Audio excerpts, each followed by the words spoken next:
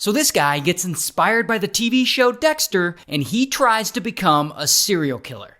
Now the guy's name is Twitchell, and Twitchell is a 29-year-old filmmaker living in Canada, and bro really wants to be just like the serial killer from the TV show Dexter. Like, he is obsessed with Dexter. In fact, he's so obsessed that one day in 2008, he starts working on a 9-minute short horror film called House of Cards that is inspired by the show Dexter. House of Cards is about a killer who lures a man to his garage and then murders him. And at some point, Twitchell even starts journaling all these crazy thoughts he's having in a diary he calls SK Confessions, which stands for Serial Killer Confessions. And so here, he's writing down all of his evil thoughts and plans in detail. And he really gets into this idea of murdering someone just like Dexter would. Here's the thing, though. In the show, the character Dexter would mostly murder other killers or just like really bad people. While Twitchell, he's open to murdering anyone who he could get alone. So he clearly missed the whole point of that show. Anyway, so Twitchell gets on the dating site Plenty of Fish, and he starts catfishing guys pretending to be a woman, like using a fake name and fake pictures, because he's trying to pick up guys so that he can lure them back to his garage and murder them, which just happens to be the exact plot of the short film he made, House of Cards. So he's on Plenty of Fish, and eventually, bam, he meets a guy. We'll call him G. And G, of course, thinks he's talking to a woman. And so they start chatting and they hit it off, and G thinks this fake woman is fine, and Twitchell invites him over to hang out in his detached garage, which, yeah, sounds shady to me, but I guess G really wants to smash. And so G shows up to the garage, and Twitchell is there hiding, waiting for him inside, wearing an old school hockey mask like a weirdo.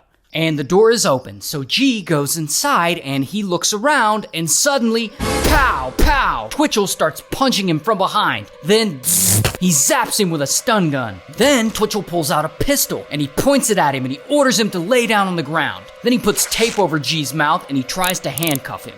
But G's not going down without a fight. He jumps to his feet and he lunges at Twitchell and he grabs the pistol in his hands and they struggle over it. And that is when G realizes the pistol is fake. It's plastic, there's no weight to it. He can feel it. So he's no longer scared. And boom, he punches Twitchell, but his punch is weak because he's weak because he just got hit with a stun gun. And so he runs away. And once he's outside, he falls because his legs don't work because again, he was hit by a stun gun and he's weak. So now he's crawling away and he crawls toward the street. And he crawls toward this couple passing by, walking their dog. And so G is like, help, there's this dude trying to kill me. And then Twitchell comes outside in his hockey mask, looking all suspicious as hell. And he sees these people and he's trying to play it off like, oh, we're just playing a game, goofing around. And I guess the couple believes him and they leave. But luckily, there's enough time for G to get up and get back in his car and get away too. So I guess from here, Twitchell's like, damn it, that didn't work. But he's not done yet. And so, of course, he writes this whole experience down in his diary, SK Confessions. Now, lucky for Twitchell, G doesn't go to the police. I'm not actually sure why.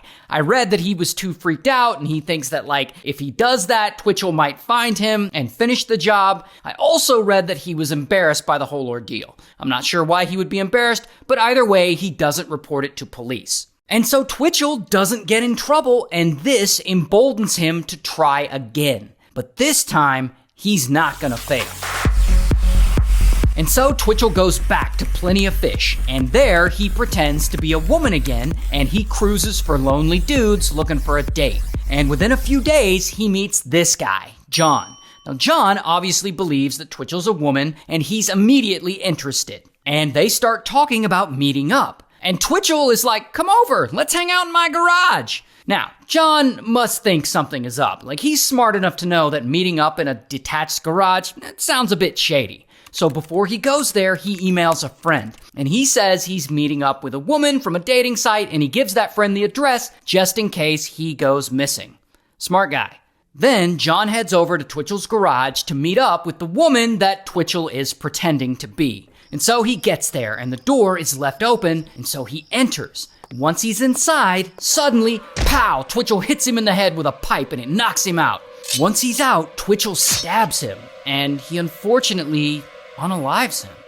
So now, just like Dexter, Twitchell's gotta cover his tracks. So he tries to burn the body, and that fails for some reason. Then he dismembers it, and he dumps the remains in a storm sewer. Then he takes John's keys and he goes over to John's apartment. When he gets there, he lets himself inside and he gets on John's computer and he starts sending emails to some of John's friends saying that he met this woman online and that they're going on an extended vacation to Costa Rica and he'll be gone for a while, but to not ever come looking for him. Then, to sound really convincing, he changes John's Facebook status to in a relationship. Not only that, he also emails John's workplace and he resigns on his behalf so that none of his coworkers or his employer come looking for him. Now, John's friends, they're not dumb. They know John. They know that him randomly leaving town with some hoochie he just met and going to Costa Rica is way out of character for him. He would never do that. Plus, the email he supposedly sent isn't worded the way John would word things. Something is off. So his friends are calling him, but he's not answering. Then some of them meet up and go over to his apartment, and they somehow break in and they look around, but they don't find anything necessarily wrong. His keys are gone, his car's gone, his wallet's gone, but all of that seems normal if you were to go on an extended vacation. Except they find his passport. How can you go to Costa Rica without a passport? So the friends keep calling him, but of course John never answers, and they know something's not right, and so they go to the police. And the police are like, I don't know, maybe your friend really did go to Costa Rica. But then the friend that John had emailed about his date finally sees that message. I guess he hadn't checked his messages in a while. And he's like, holy shit, John gave me the address. And he goes to the police. So now police have something to go on, and they start investigating. And so they end up going to the address from the email John sent his friend, which ends up being Twitchell's detached garage. And Twitchell is there, and police see that he has John's car, and they question him about it, and he's like, no, I bought that car from a random guy. Now at this point, police don't have enough on him to arrest him, but they know something is up, and so they keep questioning him, and his stories are all so inconsistent. And so officers end up searching his car, and inside the car is Twitchell's laptop. And so they search his laptop, and there they find SK Confessions, Twitchell's serial killer diary. And in it, he has laid out his whole crime in detail. And so, bam, they arrest Twitchell. Here's his mugshot. And of course, he gets convicted, and he ultimately gets sentenced to life in prison.